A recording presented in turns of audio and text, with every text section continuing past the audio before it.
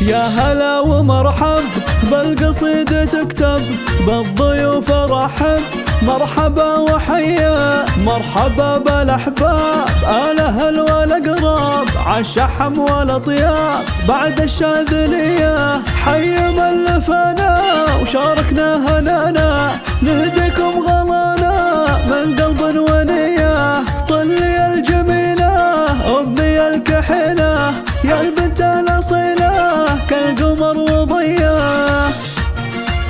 طلي الجميله أمي الكحيلة يا البنت الأصيلة كالقمر وضياه يا خواتي طلن افرحن وغنن العبن وشوشن والفرحة هنية يا هلا ومرحب بالقصيدة تكتب بالضيوف رحب مرحبا وحيا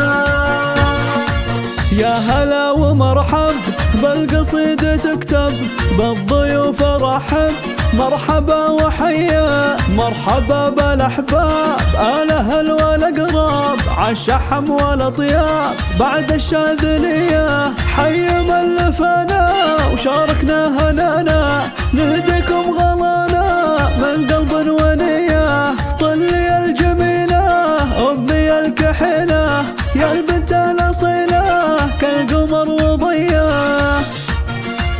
طلي الجميله أمي الكحيلة يا البنت الأصيلة كالقمر وضياه يا خواتي طلن افرحن وغنن العبن وشوشن والفرحة هنية يا هلا ومرحب بالقصيدة تكتب بالضيوف رحب مرحبا وحيا